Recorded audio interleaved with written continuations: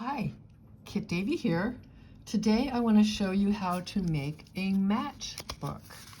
So this is the shape of the old-fashioned matchbooks, which you don't see around too much. So I'm going to show you how to create one of these little puppies. This one just has a few basic pages, and this one has it's got a skeletal theme, and the pages are actually parts of the skeleton: the feet, the hands, the rib cage, and the skull.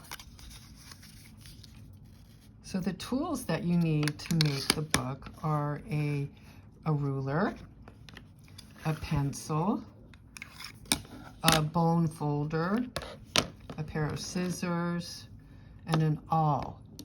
And I started using this cool tool instead of a bone folder. I can get a little bit more accurate creases. It's actually an embossing tool. I got it at Joann's Fabrics, and it has two different sizes of nibs to make the scoring lines. So those are the tools you need. And then the paper that you need to create the book are a piece of cardstock that's 2 inches this way and 4 7/8 this way. Cardstock needs to be fairly stiff. You could probably use mixed media paper, but cardstock is a little bit better. The book will hold up better. You also need one of these little brads, and these are also available at Michael's or Joann's. It's smaller than the shiny brass big ones. It's a little bit smaller. I suppose you could probably use a big brad here, but I think the little one looks a little bit cooler. Since one of the examples I made to show you how to make this book has pages, you could cut out 4 to 6 pages that are 1 5/16 across, because the matchbook is 2 inches, so you want your pages to be a little bit shorter. And then the height would be 2 1/16, because this is also, well, it's a little bit taller than, I think it's a 2 1/8 or 2 1/4. So you want your pages to fit right in there. So you could cut out 4 to 6 if you want to make this more traditional looking mat book. Or the example that I'm going to be showing you is I cut out some building shapes. So they're non-standard pages, and I think they're 5 or 6.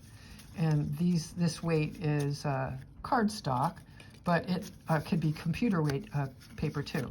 So the paper that you need are the 2 by almost 5 inch, and then 4 to 6 either rectangular shapes or more accurately cut out outline shapes. So on the outside of the book, the exterior of the book, we need to do some folding.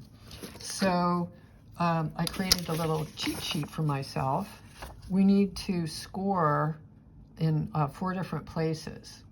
And the first score line would be at 1 inch, or excuse me, 1/2 inch. And then I'm going to walk back a little bit from there, not 1/8 of an inch back, like about 1/16 of an inch. So I know I'll be scoring here and here. And then the next score line is going to be this one here, and that one is at 2 5/8. So 1, 2 5/8. And then I'm going to go 1/8 of an inch from there. And these are the 4 places where I will be scoring the cover of the matchbook. So I'm just going to go ahead and use my ruler and my fun embossing tool, or you could use a bone folder. 1, 2, 3, and 4. And then you can just go ahead and fold where you scored to create the bottom part right there, and then the top like that. And you can see that we're getting a matchbook, shape. So offline, I folded a black piece of paper. I decided I didn't want to have a white cover for this, And I'm going to go ahead and put my images or my pages in the order that I'd like them to be seen. And I'm going to start from the front and go towards the back, something like that. And I'm going to preserve one of these to glue on the front. You can see I did that here. So I'm going to save one of these buildings to glue on the front. So I've got them all stacked up. And I'm going to try to make them fit right inside my book. So they all fit in there. And then I'm going to measure halfway across this little flap here. This is 2 inches. So 1 inch would be the middle. And I want to put my brad a little bit lower than halfway here. So I'll bring that closer so you can see there. So it's a little bit lower than halfway, but it's in the middle this way. So I'm going to tap that down, make sure the pages are all the way tapped into that crease right there. Then I'm going to take my awl and push in there, and then push it all the way through. It's kind of hard because there's so many pages.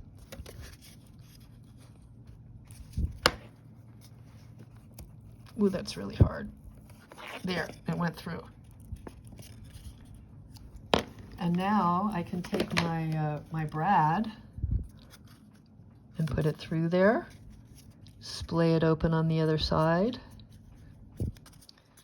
and voila, I have a cool little matchbook.